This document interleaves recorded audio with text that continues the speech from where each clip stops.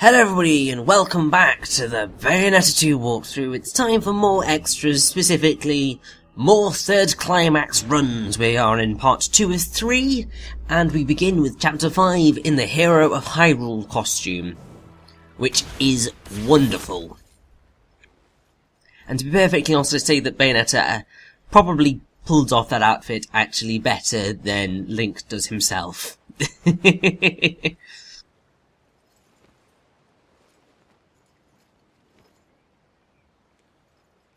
Why did you have to go and do that, little one?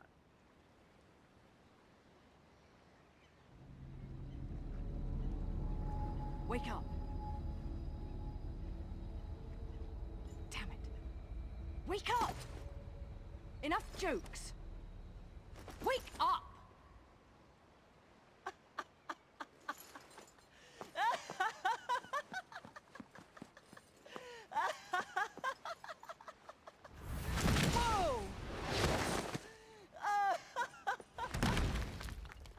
Love, you can't let kids' jokes make you that mad. And what about you? Ah, Loki. Really Always the Joker. Dead with someone who can make you dead? Now, fun little fact about the Link outfit. I think it's another one of those anecdotes which I may be making up, but I don't think I am. Sounds like my kind of guy. So I think when they initially kind of presented the Link design to Nintendo, that kind of covered up a little bit more of Bayonetta's cleavage, and then Nintendo were just like, yeah, just you can show more, just show as much cleavage as you want, and that's how we ended up with the design we have here, which is kind of just, I'm still absolutely mind blown that Nintendo allowed that. They actually went out of their way to say, you can have more cleavage with our character design of Link. Now, something that happens when you get the Super Mirror 64, which unlocks costumes from the first game, is that you unlock Sharaba as a weapon, which is the same as it was in the first game. And what's really awesome is that when you use it in conjunction with the Hero of Hyrule costume, you get to fight using the Master Sword. Which is just amazing. But that's not the only thing that this rather wonderful costume does. It also automatically gives you access to the ability to block. So, normally you have to buy the Moon of Mahakala, or whatever it's called. Which, if you push forward, then you are able to kind of block an enemy's attack. And if you time it correctly, then you will go into Witch Time, which is awesome. And this costume has that automatically equipped, so you can use your accessory slot for something else. The other thing is that it turns all halos into rupees, and whenever you open a chest or find a secret, it plays a little jingle. So we had the chest opening jingle there, and then we have the Zelda secret jingle coming up shortly, actually. So it's like, it's a very well constructed kind of idea and costume, so it's just like, that's amazing. Just all, like, so many sound effects are borrowed from the actual games and used, and it's just like, oh my god! I love it to pieces.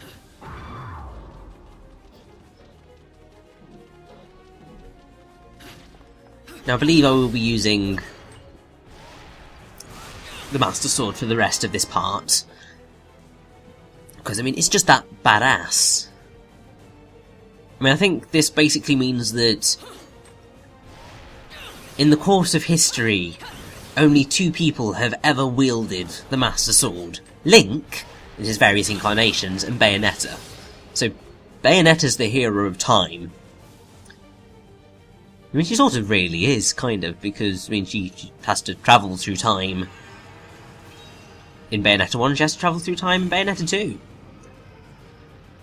Also, I love this attack, because you just fire a massive beam. It's kind of very, very, very useless to try and actually do in battle, but it's really awesome. And I think generally the way that they expect you to use it, if you decide to use it at all, is going kind of into a battle, when sort of you have time to kind of activate the battle and actually be able to pull off the attack, because I think it's quite powerful. Ah, puzzle complete jingle. Ah, it's all these little touches that are just brilliant, and also what's absolutely amazing is that it's all little touches that actually mean something. So it's not just there is some fancy looking rubbish on the floor somewhere that's ridiculously detailed for no other reason than aesthetics. Like, all the stuff here, it means partially it is aesthetics, but sort of like it functionally does something. So the puzzle jingle signals that you've completed a puzzle, and that's what happens here. And the chest opening jingle is for when you open a chest. And so it's sort of, it has functional significance, even if it is a very small thing. And also because it's referencing stuff, it's even better. Oh, it seems I've decided to, oh no, I know why I've decided to move away from Shiraba and the Master Sword. It's because I need to freeze pain for that bewitchment.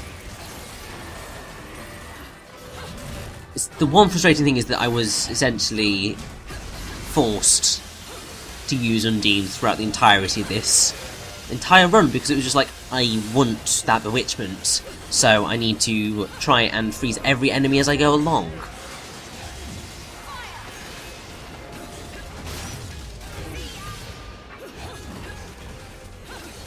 I should also point out that I pointed out in Tag Climax, but we were also able to use Scarborough Fair from the first game as well. But obviously, Love is Blue is definitely the better weapon setup. It really, really is. Because you can get a Wicked Weave out of your kick combo, which you couldn't in the first game. And as we kind of move forward, I guess now is as good a time as any to go into the Bayonetta 2 Platinum Games blog that they've kind of done, and I think they're sort of still adding to, but they haven't added to anything since like December 19th last year. Also, very, very quickly, this is Metal Witch costume. It's such a waste. It doesn't do anything at all, and it doesn't even look good. I don't know what drove them to include this as a costume, because it's just useless.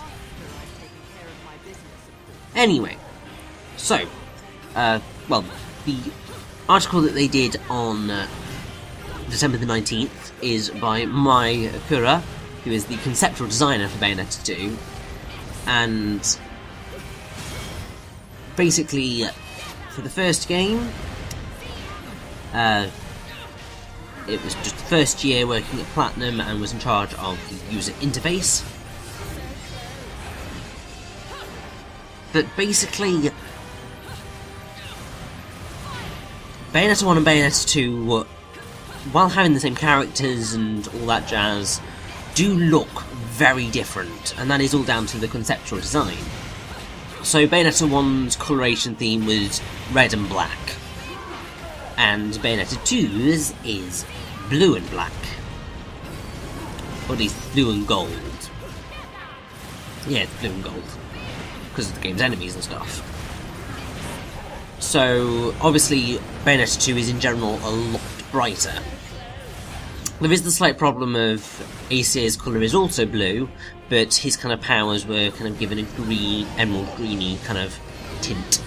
And also, Ace had his own kind of unique line patterns to draw a distinction. you also have the fact of Bayonetta 1's kind of got a relatively low contrast. It's like,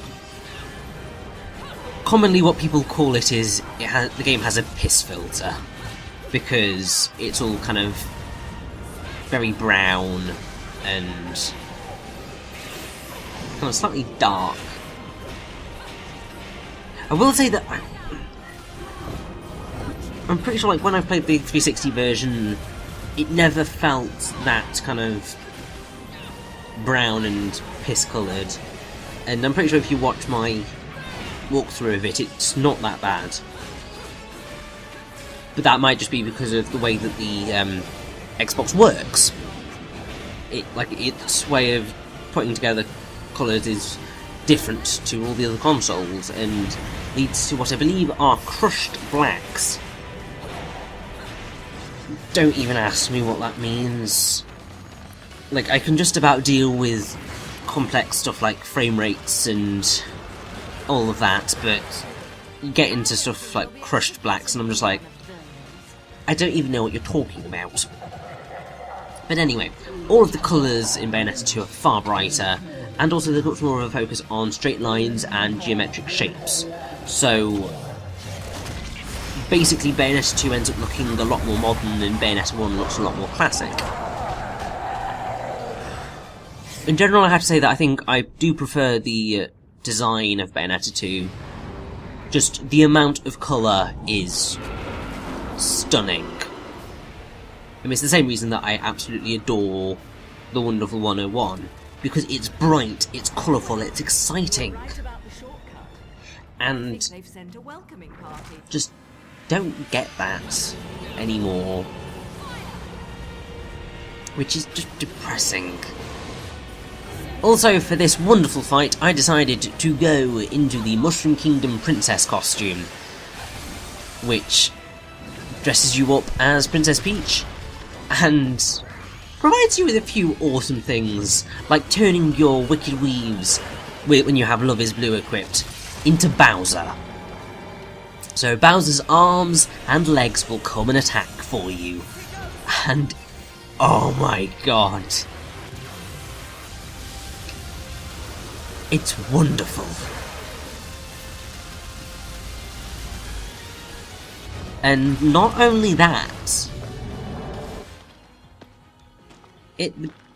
this costume also does other things. So, like the Hero of Hyrule costume, it changes the halos from halos into something else, and it changes them into coins. So you get the yellow coins, blue coins, I think there's red coins as well. So it's just like, this is awesome. Not quite sure I'm a fan of the design in general, because there's just something about it that I think it's the fact of sort of the skirt is very short and you are constantly, well, because of the way the cutscenes and the gameplay are kind of done, you're constantly made aware of how tight the underwear is.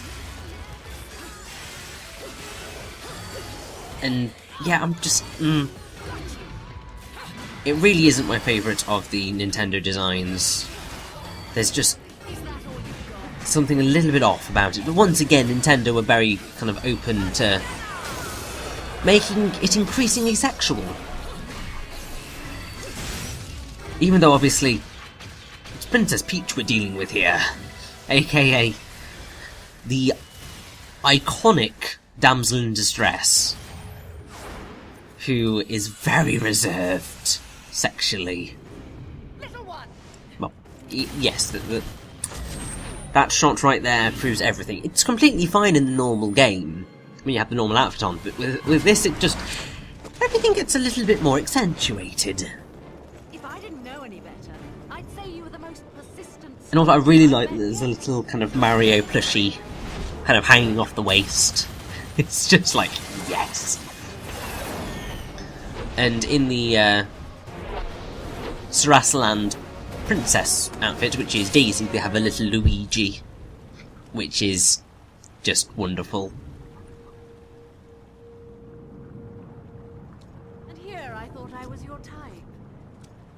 guess I had you all wrong. Step away, Umbra Witch. This is not your fight. Actually, it is. Now, as we begin our second fight with the Masked Lumen, let's go back to the Bayonetta 2 blog. So when the game kind of got released, there were some wonderful events. Well, I say some wonderful events. There was a wonderful event in Russia. There was also, I think, an event in Japan, and there may have been one in America, but I'm not 100% sure.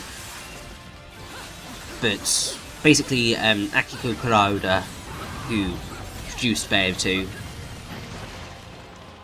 kind of made this post and showed off the stuff that was taken at the special event held in Russia. And what the jammy bastards got was, not only did they were able to get their hands on the first print edition of the game, they also were given completely free a pack of Loki's tarot cards. So it's a full set of the 22 major Arcana cards that Mari Shimazaki designs, and it's just like, I am so envious right now. Like, I mean, Loki's a bit of a naff character and all, and he seems very much a Yu-Gi-Oh ripoff, especially considering he uses cards. But, like, that's just a really, really cool little thing to have. And on the subject of the first print edition, which basically had an art book in it, and it had separate game cases for both Bayonetta 1 and Bayonetta 2.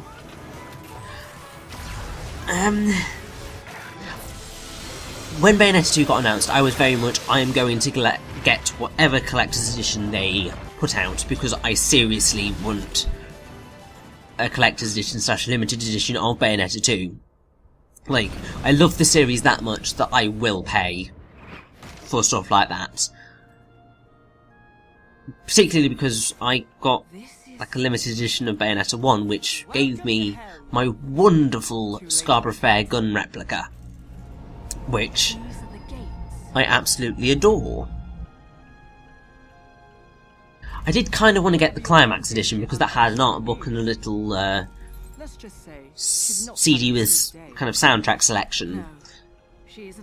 But the gun held more sway for me, and rather frustratingly, Australia got the full kind of edition, so they got all of those kind of extras plus the gun, which, like, that's the edition I would have wanted, but it never happened in the UK, which really miffed me off. So then, when the first print edition of Bayonetta 2 was announced, it was just a bit, oh. Particularly because the whole thing of having the two separate game cases for Bayonetta 2 and Bayonetta 1, if you just got the special edition, that was how they appeared. Like, the cases were exactly the same, so you were essentially just paying 60-odd quid for a fancy box with a very small art book in it. And that was it. And as much as I love the series and desperately wanted to get a collector's edition, I could not justify that price for essentially just paying for a box. Like, I will pay for an art book, I will pay for a statue, I'll pay for a CD or a steelbook. Well, steelbook's less kind of to pay for.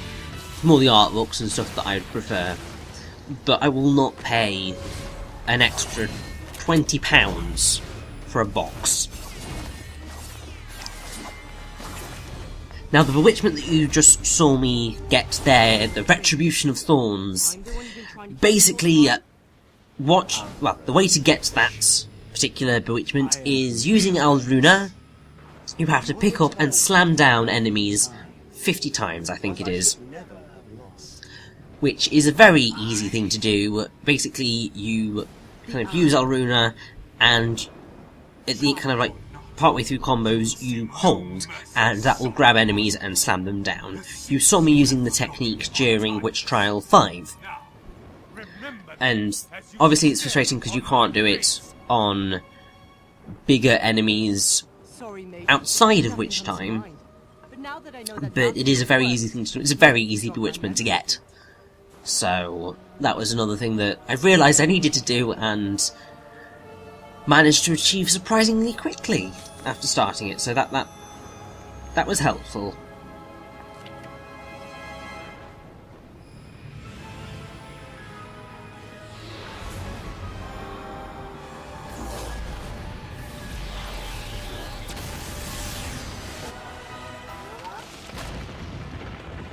Now, there are also some wonderfully lesser-known facts about Bayonetta 2 that Akiko Kuroda brought up on the blog.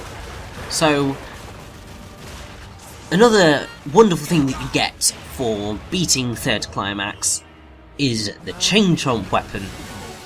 Yes, you heard me right. You get to fight with a Chain Chomp, which is just awesome. I'm not a fan of using it as a weapon because it's very slow, but it is glorious. But what's really, really wonderful is that if you just kind of stand around, then he falls asleep, and there's adorable kind of Zeds kind of flying out of his head. It's just like, oh! And also he starts attacking enemies before you even ask him to. And what's even better is that he can sniff out treasures. So if you are kind of near an Umbran resting place, not necessarily the... well, you can't see the ones that are in other dimensions, so the ones that essentially work towards the bewitchment. But he will kind of tell you that you are near a treasure chest. The world famous Rhoda. And where demons and gunsmithing go together it's like just chicken and awesome. Sorry, I'm mad hungry. What can I do? And what's really cool is that, so Kuroda says, I still can't believe Nintendo let us use the Chain Chomp for the game. Originally, when the director Hashimoto sent them some collaboration ideas, we included the Chain Chomp thinking we had little to no chance they'd actually allow us to use one of their most iconic characters as a weapon. Nevertheless, they pretty much gave us consent without batting an eye, and they were thrilled. And later, testing it out in a check of the game, saw it get hurled at an enemy and explode. As a producer, she was a little terrified of the thought that they were actually going to show Nintendo one of their most cherished characters blowing up in their faces, and yet they were completely on board with it. So it's just like, that's amazing. Now, I believe that the bewitchment that we just got is for buying all of the techniques in the Gates of Hell, and that is... it's basically to do with the shock. And if you just watch that little bit of footage, that is, I think, what I did. My memory is rather poor.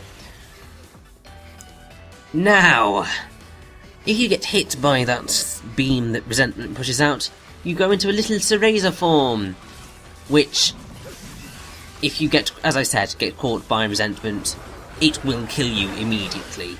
Also, if you fail that quick time event, it will also kill you immediately.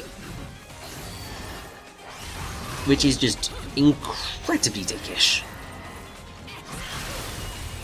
Now, Jeanne also has her own little baby form, but I'm not going to show that off because can't be bothered.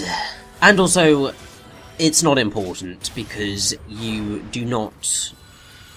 it doesn't appear in the model gallery, which is essentially what I thought it would be, but it's not. So, there's just no need to show it off. You've seen what happens, and that was done on purpose, but when it first happened to me, it was completely by accident, and it killed me multiple times, because I wasn't sure what the hell was going on.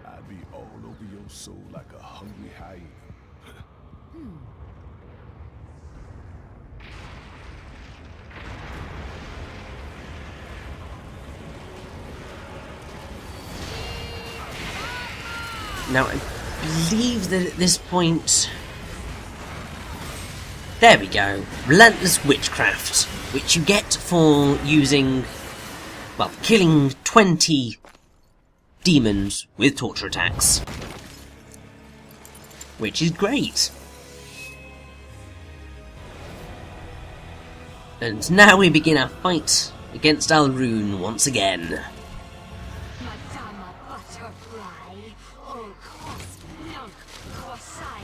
And I thought, let's just go with the dress from the beginning of the game for this fight, because that would be quite cool. Rather frustratingly, the hat gets in the way of a lot of things.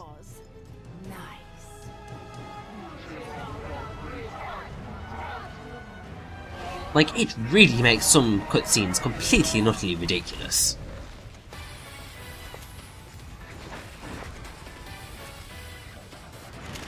That it's going to be a bloody coronation. Now. What I find quite awesome about this is that in this dress, Bayonetta is actually quite fit for a coronation, you know? Like, she's very well dressed for one.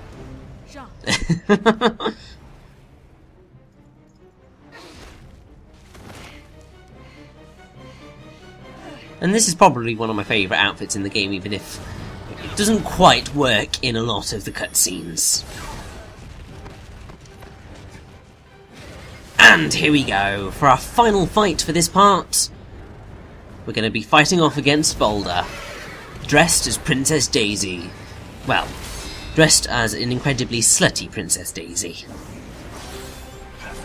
So the only way I can describe it is it's like one of those really awful slutty Halloween costumes. Or at least the stereotypical Halloween costume for women, which for some bizarre reason kind of results to being incredibly little clothing. I don't quite get what Halloween costume makers' obsession is with that, because it's just... I think I'm just weird. I mean, well, I don't really celebrate... well, I don't celebrate Halloween, because I just never really was interested in it. But also Halloween's about kind of being scary, it's not about being sexy. And sexiness doesn't exactly always equate to not wearing much clothing. Anyway. Hatta, you're not going to see much of the Boulder fight, because it's not really needed, and also you're going to see enough of... you're going to see enough of it in the Jeanne run, and also in the Infinite Climax run, so, yes, because there is the frustrating thing of, you get a bewitchment from beating this verse, well, beating Boulder, without getting hit. And yes, that is as difficult as it sounds. Well, unless you cheese your way through it completely and utterly, which I most definitely will be doing.